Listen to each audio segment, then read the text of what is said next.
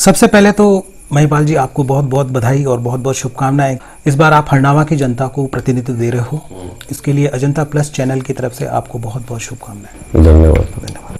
आप मुझे ये बताइए कि बतौर उम्मीदवार आप हरनावा में क्या क्या प्रॉब्लम्स देखते हो, किन किन चीज़ों का समाधान यहाँ होना चाहिए आपके चुनाव जीतने के बाद में? देखिए, समस्याएं देखी जाए तो ये भारत है जी, जो कि एक विश्व के स्तर पर देखा जाए तो हम लोग काफी पीछे हैं जी। कई चीजों से। तो उन चीजों के समाधान में समय लगेगा, वो बड़े लेवल की हो गई। फिर जैसे जैसे आते हैं तो पंचायत लेवल से ही, एक ग्रामीण लेवल से ही एक देश की उन्नति शुरू होती है। और जब देश के गांव और पंचायत लेवल यदि सुधरता है तो फिर धीरे धीरे देश भी सुधरता है, उसकी उन्नति होती है। तो विकास कार्य देखे जाए तो विकास कार्य लगभग आम जो कॉमन है सब करवाते हैं कि ब्लॉक रोड्स है, पानी की समस्या है, बिजली की है, सरकारी योजनाएं हैं जैसे लेटरिन बाथरूम है, गैस की है, मकान बन रहे हैं वगैरह वगैरह, ये सब करवाते हैं। मेरा धैर्य कुछ और है।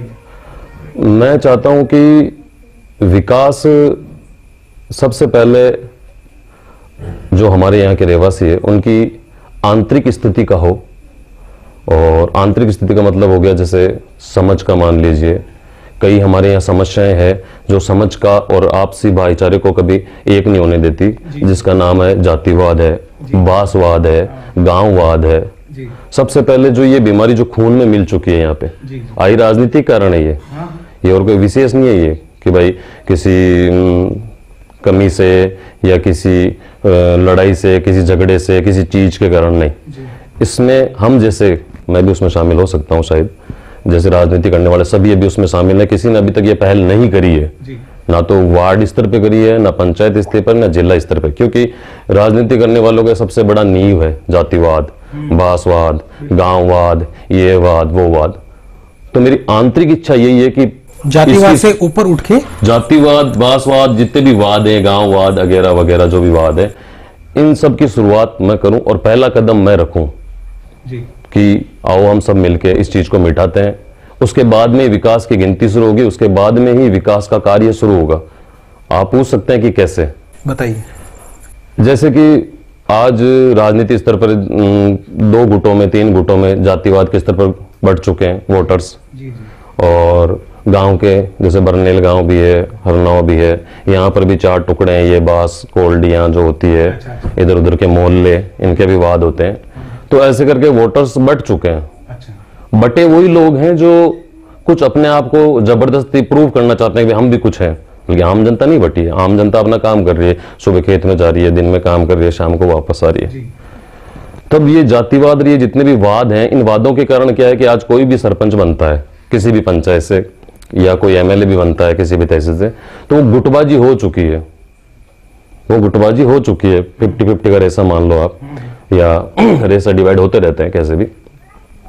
उन डिवाइडेशन के कारण मानिए कि आज मैं सरपंच पद मिलता है मुझे, और जब ये डिवाइडेशन देखा जाए तो उसमें मस्तिष्क में यही आएगा, यार इन लोगों ने हमें वोट ही नहीं दिए, इन लोगों ने ये नहीं किया। नहीं, चुनाव जीतने के बाद में तो यही ध्येय होना चाहिए कि भाई विकास के लिए कोई भी सामने आया है। सब बराबर है, बिल्कुल मानता हूं, मैं वहीं पहुंच रहा हूं जहां पहुंचाना चाहते हैं मुझे। तो ये चीज हर जगह डिवाइडेशन कर देती है और ये होता है, इसको हम छुपा नहीं सकते। कैमरे के सामने तो इसका मतलब हम छुपा दें, ये छुपेगा नहीं, ये हर जगह है, ये कूट कूट के भरा है, हमारे खूनों के अंदर बस चुका है, इस ब्लड के अंदर घुस चुका है जातिवाद, मोहल्लावाद, गांववाद वगैरह वगैरह। तो मेरी पहली शुरुआत ये रहेगी, विकास में जब रोड़े आते हैं ना, तब इसी चीज के आते हैं। जब करना चाहते हैं तो ईर्ष्या आ जाएगी, एक दूसरे की ईर्ष्या है, आपसी माहौल खराब है, और जितने विवाद है ये है। तो मैं चाहता हूं कि सबसे पहले ये मिटे और उसके बाद में मेरे गांव के विकास की शुरुआत हो। तो किसी प्रकार का परेशानी, रोड़ा, आपसी विवाद ना हो, कि आपसी सहमति के साथ हमारे पंचायत का विकास हो। और जो ये जितनी भी योजनाएं हैं, मान के चलिए आप, जैसे क्या रोड है, पानी है, बिजली है, राणा भाई जी के यहाँ मेला भी लगता है हमारे मंदिर की, वहाँ भी व्यवस्था उग चूक है, आज तक मैंने वहाँ सही व्यवस्था नहीं देखी है। और छोटी मोटी व्यवस्था, कई चीजें होती है पंचायत से जुड़ी हुई, वो सब फिर सुचारू रूप से चले। अच्छा, एक चीज बताइए मुझे कि हरनावा के अंदर, हॉस्पिटल के अंदर किस तरह की व्यवस्थाएं हैं, और इन व्यवस्थाओं के सुधार के लिए आपका क्या कदम होगा जीतने के बाद? हरनावा में हॉस्पिटल की व्यवस्थाएं वैसे कहना उचित तो नहीं है, लेकिन कहना पड़ रहा है कि न के बराबर है। अच्छा। जिसे हम व्यवस्था बोल ही नहीं सकते जी। वो अव्यवस्था ही है। अब उसमें एक दूसरे पर आरोप प्रत्यारोप लगाते हैं, इनके कारण नहीं हो रहा, इनके कारण नहीं हो रहा, मारवाड़ी में कहते ओ काई करे और वो काई करे, और ये एक चालू है, ये हमेशा चलता भी रहेगा। बल्कि हरनावा गांव बहुत अच्छा गांव है। यहाँ की आप इस अच्छाई की जो गणना है वो कैसे कर सकते हैं, यहाँ सरकारी कर्मचारी, मास्टर है, डॉक्टर है, या कोई भी बिजली से संबंधित है, पानी से संबंधित है, किसी भी विभाग से संबंधित है, उनमें से कई लोगों ने फर्स्ट ज्वाइनिंग यहाँ ली है और रिटायरमेंट भी यहीं से ली है। अच्छा, यहाँ लोग रुकना चाहते हैं? रुकते हैं, रुके, कई तो 3-3 पीढ़ी से यहीं रुके हुए हैं। अच्छा। 3-3 पीढ़ी से यहीं रुके हुए हैं। और अब इतना, ये एक बहुत ही महत्वपूर्ण पॉइंट है कि एक सरकारी कर्मचारी जो बाहर का है वो यहाँ का रहना चाहता है। ऐसे कई अधिकारी कर्मचारी हैं जो यहाँ रह चुके हैं, रह रहे हैं और रहना चाहते हैं, लंबे टाइम तक रहकर गए हैं। इतना ये तभी वो संभव है जब एक प्यार, भावना, एकता रहती है। तो ये, हाँ, ये है एक आपस में सौंदर्य है। हाँ, लेकिन जब ऐसे मुद्दों की बात आती है, स्पेशली हॉस्पिटल की, जिसमें स्पेशली है, स्पेशली हॉस्पिटल में भी गायनिक इशू एक बड़ा है, क्योंकि महिलाओं को तो सबसे बड़ी सेवा बतौर गायनिक डॉक्टर चाहिए, ताकि उनके प्रसव काल में या इस तरह की किसी भी जांच वगैरह के अंदर उनको एक अच्छी हेल्प मिल सके। तो इनका समाधान बतौर सरपंच आप किस तरह से कर सकते हो? मैं मौखिक वादे करने में थोड़ा कम विश्वास रखता हूँ। फिर भी आपकी संवेदना किस तरह की है? संवेदना है कि मेरा जो बेहतर से बेहतर है, जितने भी मेरे निवेदन है, प्रयास हैं बड़े लोगों से, क्योंकि ये बड़े लोगों के हाथ में होता है, सरपंच के हाथ में इतना कुछ नहीं होता है। सरपंच प्रयास कर सकता है, निवेदन कर सकता है, उसमें मैं, लोग 100% देते हैं, मैं कोशिश करूंगा 500% देने की, क्योंकि ये चीजें जयपुर से चलती है, जयपुर से मुझे थोड़ा लगाव है आने जाने का, राजनीति के लोगों से, तो चरण स्पर्श करके किसी से निवेदन करके, ये मेरा प्रयास सबसे ऊपर रहेगा। आम आदमी आपके चुने जाने के बाद तो यही चाहता है कि यहाँ विकास एक मॉड्यूलर लेवल पर आए, एक आइडियल स्तर पर यहाँ पर विकास हो। चलिए, एक बर्नेल से संबंधित मैं समस्या जानना चाहता हूँ कि बर्नेल से लेकर यहाँ तक की जो रोड है, उसका सुधार कितने समय में आप दे सकते हो? देखिए, वो तो बहुत जल्दी होगा। उसका जो होने का जो है कि जैसे पंचायत प्रधानमंत्री ग्राम सड़क योजना जो अटल बिहारी जी ने चलाई थी, उसके अंतर्गत जब देखा जाए तो जैसे पंचायतों का आपस में अभी नवीनीकरण हुआ इन दोनों का, तो इसमें ये तो होना संभव ही है। यदि कोई भी सरपंच बनता है, मैं बनूं चाहे कोई भी बने, तो उसका वो श्रेय लेना चाहे तो वो एक तरह की झूठ है। लगभग रोड बन चुकी है और वो बनेगी, आप इसे रख सकते हैं। पिछला पद भी लगभग मेरे पास ही था, उप सरपंच मेरे मदर थे, और SC/ST की सीट होने के कारण। इस बार चुनाव जीतने के बाद किन किन नवाचारों को आप लेकर के आना चाहते हो? कौन कौन सी नई चीजें हैं जो नई चीजें अपनी तरफ से बिल्कुल। सबसे पहले पानी की समस्या तो मुझे जड़ से खत्म करनी है यहाँ से। ये मैंने सोच रखा है कि घर घर पानी जाए, नल से जाए, ट्यूबवेल हो जहाँ पानी मिल जाए। हर जगह का नागौर, यहाँ की समस्या ये है नागौर जिले की, यहाँ पानी बहुत कम है, जिसमें कई गाँव है जहाँ पानी है, लेकिन अधिकतर गाँवों में पानी कम है। तो जहाँ ट्यूबवेल कर सकते हैं अपन, बोरवेल ट्यूबवेल चल रही है अभी पंचायत के अंतर्गत, तो उनसे मान लीजिए कहीं एक में नहीं मिला, 2 में नहीं मिला, यदि कहीं पे मिल गया, जैसे नाथों की ढाणी है हमारे वहाँ 1-2 ट्यूबवेलों में पानी मिल चुका है पिछले कार्यकाल में, तो उस पानी को हमने वहां तक पहुंचाया जहां ट्यूबवेलों में पानी नहीं था, और वहां पानी नहीं था तो हमने पाइपलाइन द्वारा वहां पहुंचाया। ऐसी 7-8 ढानियों में अलग से पाइपलाइन डाल के, टंकियां डाल के, जिस ट्यूबवेल में पानी था वहां पहुंचाया। इसी माध्यम से हम वापस काम करेंगे। जहां ट्यूबवेल में पानी मिल गया, चाहे 4 किलोमीटर की लाइन डालनी पड़े, चाहे 2 किलोमीटर की लाइन डालनी पड़े, कोशिश यही रहेगी उसके नजदीक में जितने भी लोग हैं, जितनी भी ढाणियां हैं, उनको पानी मिले। बिल्कुल, यानी कि पेयजल से जुड़ी हुई जितनी भी समस्याएं इस बार आप जड़ से खत्म करो। बिल्कुल करूंगा। गांव को पूरा पक्का वादा दे रहे हो? हाँ, पूरा पक्का। Very good.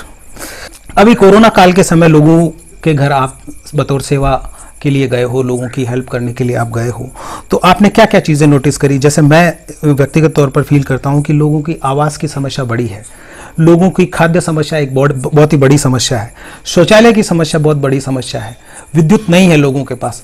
इन सारी चीजों को क्या दृष्टिकोण है आपका? आवास की समस्या को किस तरह सॉल्व करना चाहते हैं आप? आवास की समस्या भाई आजकल लोगों के दिमाग में क्या है कि हम वो सरकारी योजना से कनेक्ट हो ही नहीं पाते हैं। हाँ, कईयों को पता ही नहीं है कि ये मॉड्यूल कैसे सेट होगा, हमारे घर हमें लोन कैसे मिलेगा, या किसी जो योजना से हम कैसे जुड़ेंगे। तो एक नया कनेक्शन कैसे क्रिएट करेंगे आप, ताकि सरकार से या सरकारी योजना से आम आदमी जुड़ सके। इसमें जो सरकार ने जो योजना चलाई, आवास योजना, ये सरकार की योजना, इसमें सरपंच का सिर्फ ये योगदान रहता है कि उसके जागृति के साथ जो हकदार है, बस वही जो हकदार है वो उनको वो उस जो योजना है उसका सहयोग पूरा मिले। उसमें मैं आपके चैनल के माध्यम से एक निवेदन करना चाहता हूँ, जो कर्मचारी वर्ग है, जो पंचायत लेवल के जितने भी कर्मचारी है, उनसे मेरा निवेदन है कि जो आवास योजना उसी को मिलेगी जिसके पास कुछ है नहीं रहने के लिए, बिल्कुल सही बात। और जिसके पास रहने के लिए नहीं है तो फिर खाने के लिए तो बिल्कुल भी नहीं है। फिर गाँव की स्थिति सबको पता है कि क्या है क्या नहीं है, कर्मचारियों को भी पता है, बड़े अधिकारियों को भी पता है, सरकारों को भी पता है। परंतु उसमें क्या होता है कि पिछले साल मैंने देखा था कि एक चैनल चलती है, एक जिसे हम हल्का सा भ्रष्टाचार का रूप भी दे सकते हैं शब्दों में, तो वो चैनल को मेरा सबसे निवेदन है कि उस चैनल को इन गरीबों की योजनाओं में कम किया जाए। आपकी ठेकेदारियों में और जितने भी काम होते हैं उनमें होता है, कहीं कीजिए। ये भारत के ब्लड में घुस चुका है, भारत के हर अधिकारी में घुस चुका है। 5-10% बचे हुए हैं, मैं सबको नहीं कह सकता, माफी चाहता हूँ यदि बुरा लगे तो। 10% अभी भी बचे हुए ईमानदार लोग हैं। लेकिन जब तक वो चेन, भ्रष्टाचार की चेन में थोड़ी कमी नहीं आएगी, तब तक वो योजना सरपंच चाहे कितना प्रयास कर ले, थोड़ा लाभ कम मिल पाएगा। आम आदमी की आवश्यकताओं और सरकारी योजनाओं के बीच में आपको एक ब्रिज का काम करना, माध्यम आपको बनना पड़ेगा। लोगों की पहचान आपको करनी पड़ेगी कि भाई ये वास्तव में अभावग्रस्त लोग हैं और इनको सहायता मिले जल्दी से जल्दी। हाँ, ये बिल्कुल ये माध्यम का जो मैं सरकार की योजना और पंचायत ग्रामवासियों के बीच का जो माध्यम है, उसमें मैं मेरा पूरा योगदान दूंगा, तन मन और धन से। बच्चियों की शिक्षा के बारे में मुझे पता चला कि यहाँ पर केवल 8वीं तक स्कूल है साहब, और परीक्षा उसके बाद में बच्चों को बाहर पढ़ने के लिए जाना पड़ता है। छोटी बच्चियों की ये 10वीं तक की जो परीक्षाएं होती है या 10वीं तक की पढ़ाई जो होती है, उसको आप अपने लेवल पर कैसे रिजॉल्व करना चाहेंगे? उसमें यही प्रयास कर सकते हैं, करेंगे, और यही कर सकते हैं कि जितने भी जो बच्चों की स्कूल को प्रमोट करने के लिए, उसे 8वीं से 10वीं तक ले जाने के लिए जितने भी माध्यम है, जैसे मंत्रीगण है, अधिकारीगण है, उनके पास जाएंगे, उनसे निवेदन करेंगे। ग्रामीण लोगों के समूह के साथ भी कुछ मुझे सहयोग मिलेगा तो मैं इन लोगों का सहयोग भी लूंगा। बिल्कुल 10वीं तक स्कूल हो जानी चाहिए। हाँ, कोशिश पूरी रहेगी। ये बिल्कुल चाहिए, आम आवश्यकता है। बिल्कुल आम आवश्यकता है। आज लड़कियों को पढ़ने, आदि से कई लड़कियां तो सिर्फ इसलिए पढ़ाई छोड़ देती है कि भाई अब हमें बाहर जाना पड़ेगा, और ये एक बड़ी बात, ये एक माहौल की मजबूरी भी है। और इस चीज को माता पिता ज्यादा थोड़ा लेते भी हैं। लड़कियों का मामला मजबूरी है, बिल्कुल ऐसा। हाँ, बिल्कुल है, आपका कहना सही है। अभी लॉकडाउन के समय आपने जैसे आम आदमियों की, आम लोगों की, जरूरतमंदों की मदद करी, तो आपने क्या महसूस किया?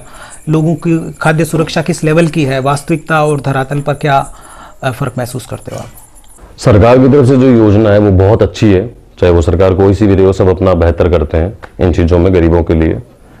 और जैसे जैसे वो योजना शुरू होती है, दिल्ली से होती है, राजस्थान से होती है, जहां से भी, राजस्थान में जयपुर से होती है, आती है धीरे धीरे जैसे ग्रामीण परिवेश में पहुंचती है, जहां खाद्य सुरक्षा से जोड़ने का मामला है, जिसमें 2 प्रकार के मुद्दे हैं यहाँ पे।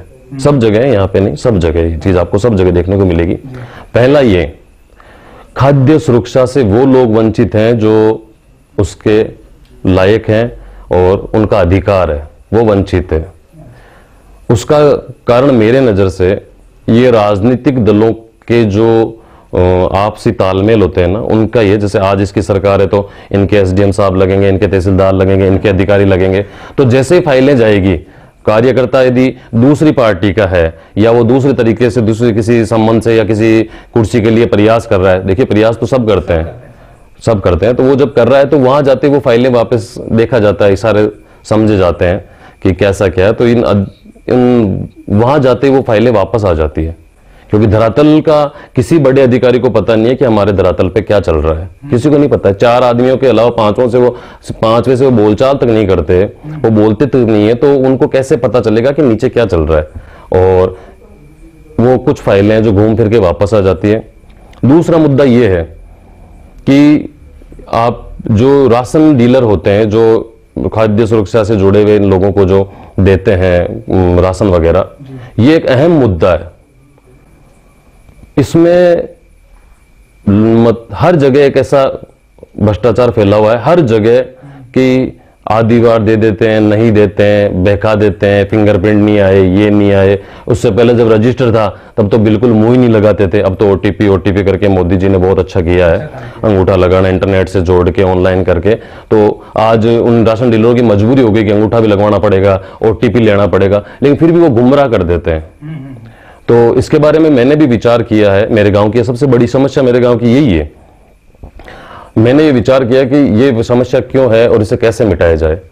तो मेरा व्यक्तिगत विचार है, हो सकता है मैं गलत होऊंगा, मेरा सरकार से या सरकार के जो बड़े अधिकारी हैं, क्योंकि सरकार तो चेंज होती रहती है, जो अधिकारी हैं जो सच में जनता के लिए सोचते हैं, है कई ऐसे अधिकारी हैं जो सच में डीप इस जनता के लिए सोचते हैं, इस भारत के लिए, इस देश के लिए सोचते हैं, उनसे मेरा निवेदन है कि ये जो व्यवस्था है ये हमेशा लगभग ढुलमुल ही रहेगी जब तक राशन के कोटे में एक छोटा मोटा बदलाव नहीं लाया जाता। राशन का कोटा उन लोगों को देना चाहिए जो, जैसे लेने वाला मैं हूं तो मुझे मेरी पंचायत का नहीं, मेरी पंचायत से 30 किलोमीटर या 20 किलोमीटर दूर की पंचायत का दो और उधर वालों को इधर दो। क्योंकि जब उस मेरी पंचायत से यदि मुझे राशन का कोटा मिलता है तो मेरा प्रभुत्व है, मेरा परिवार का प्रभुत्व है, आपस में मेल जोल, आपस में किसी प्रकार की गठबंधन, तो यहाँ का एक वो प्रभुत्व ऐसा जमा लेते हैं धीरे धीरे कि जो बड़े लोग हैं उन तक तो मेंटेन रहते हैं और बस फिर दूसरा कोई बोल भी नहीं सकता सामने। आपसी तालमेल कोई खराब नहीं करना चाहता, आपसी तालमेल और आपसी रिश्ते कोई खराब नहीं करना चाहता। मेरा सरकार से और सभी अधिकारियों से निवेदन है कि राशन के कोटे में ये प्रणाली जरूर चेंज करें कि जिस व्यक्ति को राशन का कोटा लेना है उसे उस पंचायत का ना देकर 3 पंचायत छोड़ के 4थी पंचायत में देवे। तो वहां का व्यक्ति को आवाज उठाना भी चाहे तो वो आराम से उठा सकता है।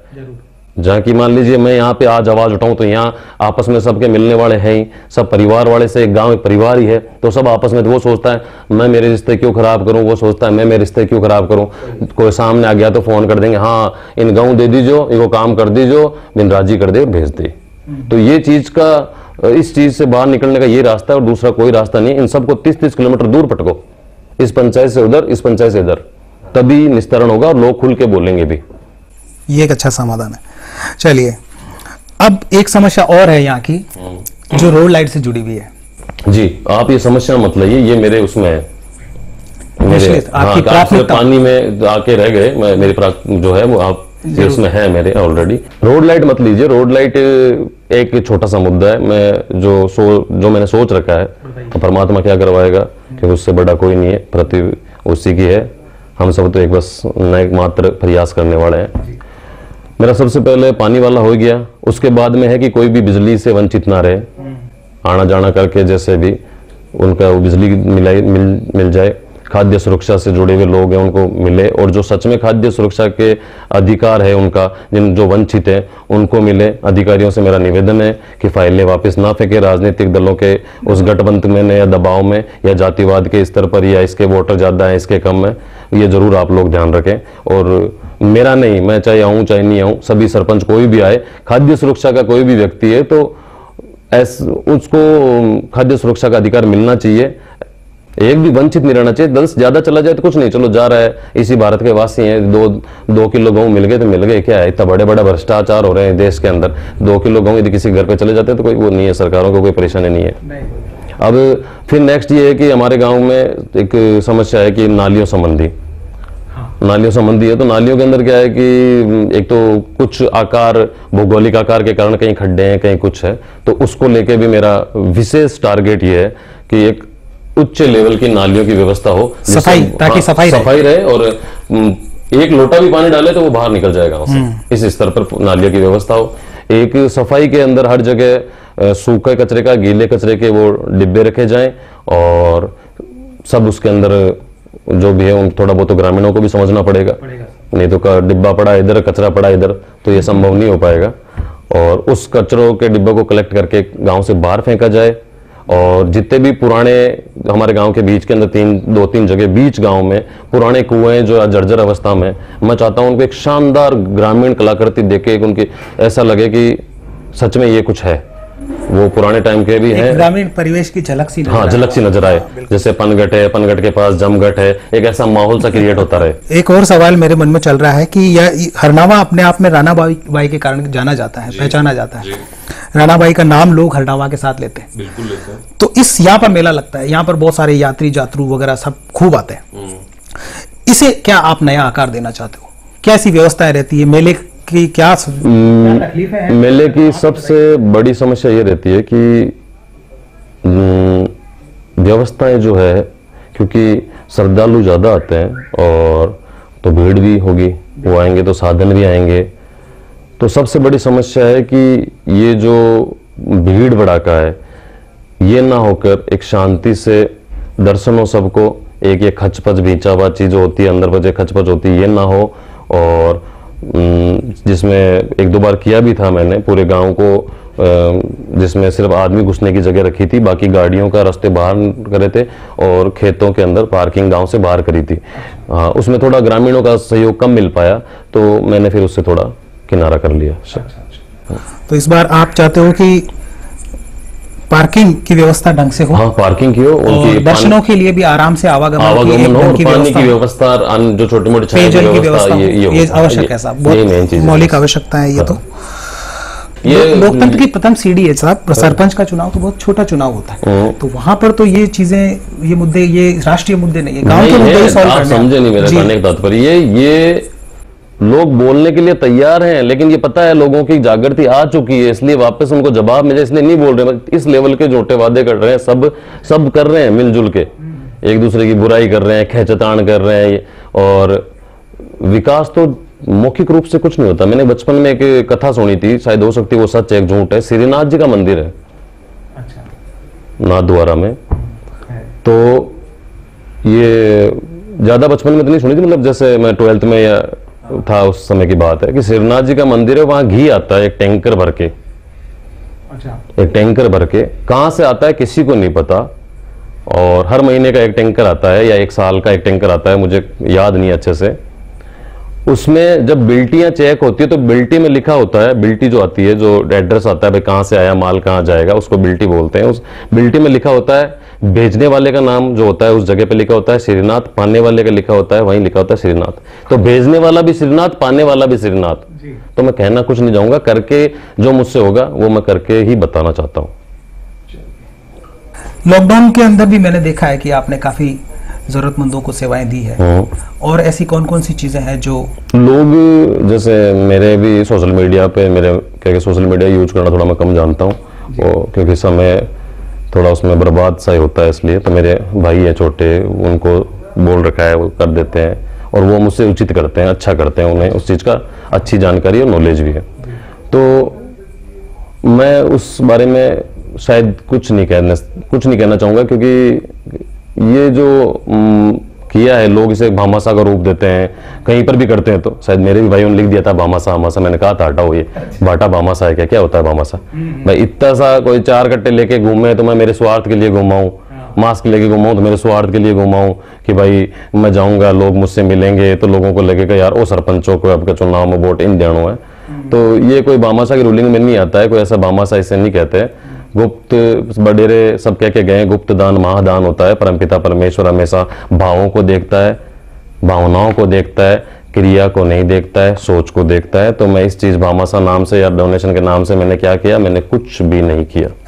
यानी कि आप जमीनी लेवल पर अपने दिल से बदलाव चाहते हो इस बार, और इन्हीं शुभकामनाओं के साथ आज मैं आपको बहुत बहुत बधाई देता हूं कि यदि आप हरनावा से बतौर सरपंच चुने जाते हैं तो यहाँ के लोग आपसे ज़्यादा से ज़्यादा सेवाएं लेंगे और आप एक नया बदलाव लेकर के आएंगे। बहुत बहुत धन्यवाद। मेरा पूरा प्रयास रहेगा, और हरनावा की जनता को भी आभार मेरी तरफ से।